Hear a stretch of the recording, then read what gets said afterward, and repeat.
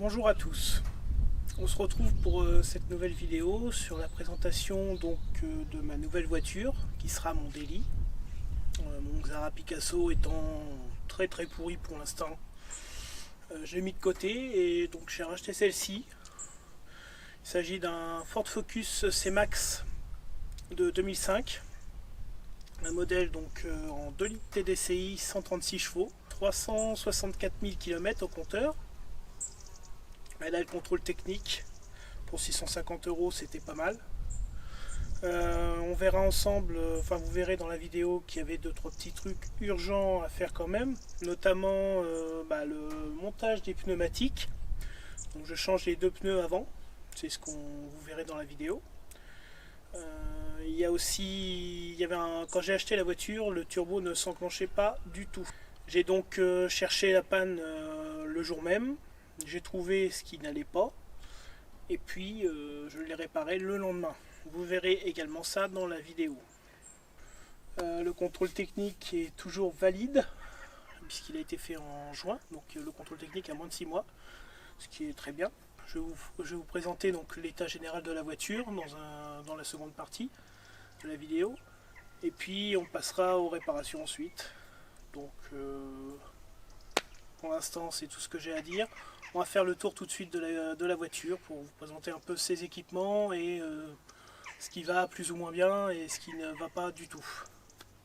Alors, en ce qui concerne l'avant, donc vous le verrez là au niveau des phares, c'est à revoir. Après le pare-choc, ici on voit effectivement tout ce qui est vernis sur le pare-choc, c'est merdique, ça a été repeint. Mais après on a au niveau des pneumatiques, celui-là est à peu près en bon état de ce côté là. On voit qu'elle a les jantes aluminium en 16 pouces. L'arrière est un peu défoncé, hein. On a des coups sur la malle par ici et sur le côté. Avantage, elle a l'attelage, parce que j'utilise de temps en temps les remorques, c'est assez pratique. Là pareil, on se retrouve donc avec les jantes aluminium. C'est de ce côté là que le pneumatique est entaillé. Enfin, il y a différentes entailles, il y en a là, il y en a un peu partout, mais de toute façon le pneumatique est aussi en fin de vie de toute manière. Il arrivait presque à la cote d'usure, donc de toute façon devait être remplacé. Donc c'est une finition de Gia. L'intérieur est plutôt sympa dans ce type de voiture, c'est assez confort. L'arrière est assez basique, mais néanmoins assez confortable, hein. C'est pas super grand, mais c'est pas non plus trop petit. Ça reste un monospace classique. Moi ce qui m'intéresse, c'est qu'on peut replier les sièges et les défaire pour les virer, pour avoir un grand espace de chargement. C'est surtout ça qui m'intéresse principalement moi. On voit qu'il y a des coups au niveau de la carrosserie, là il y a un enfoncement. Je crois que sur le toit il y a 2-3 impacts aussi, mais bon, dans l'ensemble elle est plutôt en bon état pour le prix payé, ça va. Et après, petite chose aussi, oui, que je devrais réparer incessamment sous peu, le bouton du coffre, parce qu'on a beau appuyer, le bouton est décomposé à l'intérieur, on le sent en plusieurs morceaux, donc on peut ouvrir le coffre qu'à la clé. C'est pas gênant, mais bon. Et donc ici nous avons les pneumatiques que nous allons monter tout de suite en vidéo. Je viens de les recevoir. Voilà. C'est des pneumatiques Nankang, la marque. Alors j'ai déjà monté pas mal cette marque là sur plusieurs de mes voitures. C'est du pneu pas cher et ça tient quand même relativement bien la route. C'est pas trop plastique, c'est correct. De toute façon, pour une voiture comme ça, payer si peu cher et qui sera destinée à un usage pratique, on va dire, c'est pas la peine de monter du Michelin Sport ou je sais pas quoi. Ça n'aurait aucune utilité. Maintenant, on va passer au montage de ces petites beautés, ces 2 pneumatiques. Allez, on se reprend tout de suite.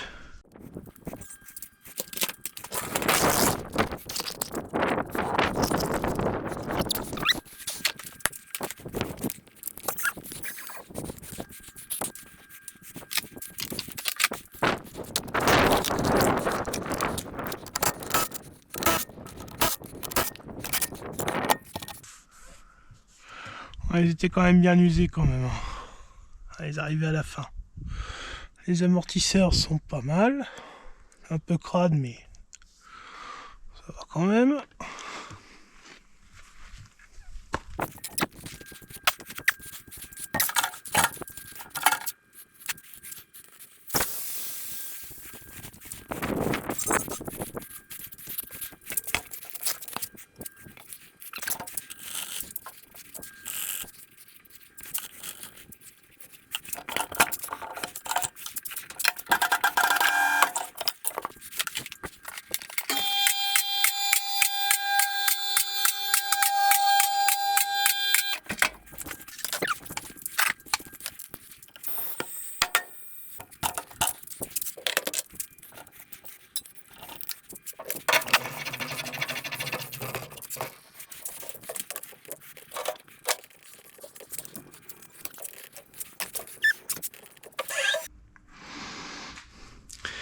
Alors, explication très rapide pour que vous sachiez ce que je fais.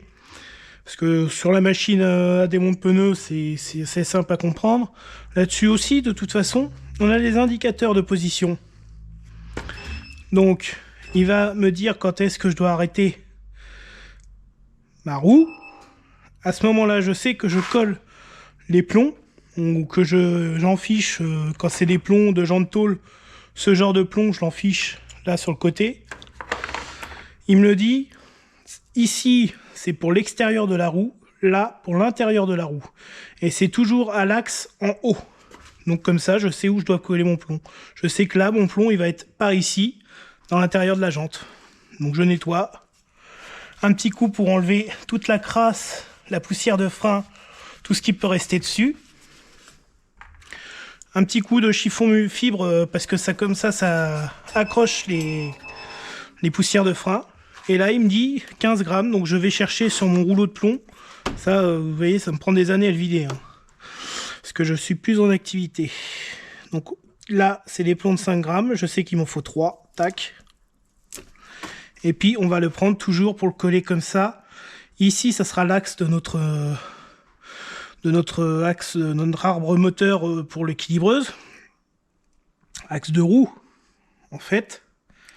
On décolle, on se place au milieu, on sait que je vais venir le coller, donc ici, hein, mais sur l'intérieur. Donc je viens avec mes doigts me positionner là où il faut.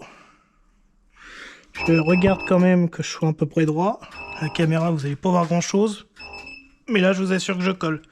Et j'écrase bien la colle après avec les mains. Ça donne ça après. Là c'est écrasé. La zone est nettoyée pour que ça colle bien. C'est des colles assez fortes. Et là à l'intérieur pareil. Et voilà. Quand la machine nous affiche 0,0, c'est que la jante est parfaitement équilibrée. C'est bon.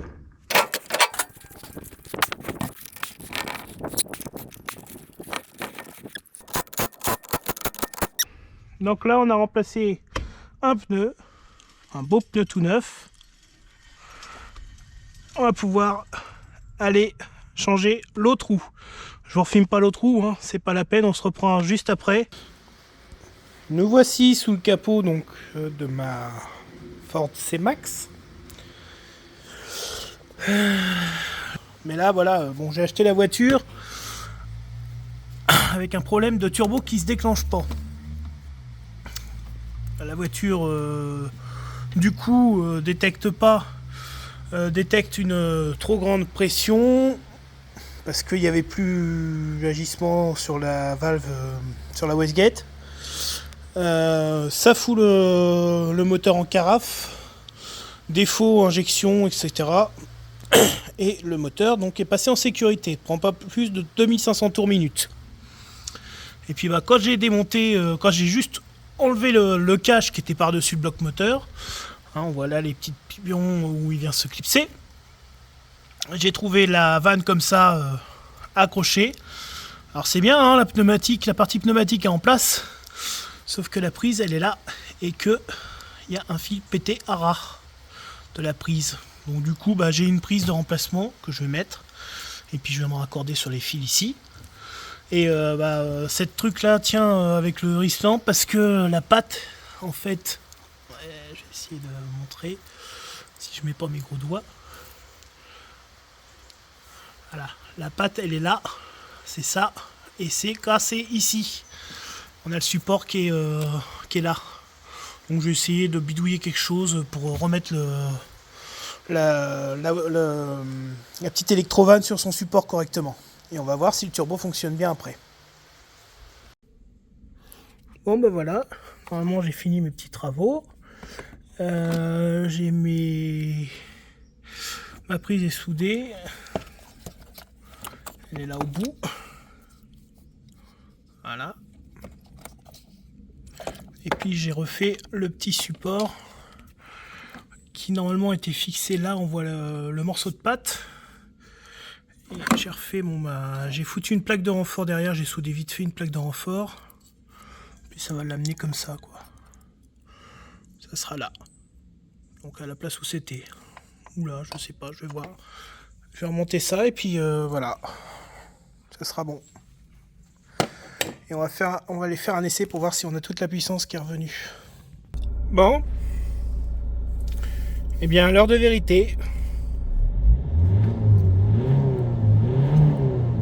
Le turbo fonctionne parfaitement.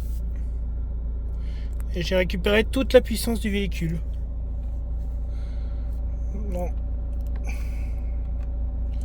364 000 km, mais ça roule comme au premier jour.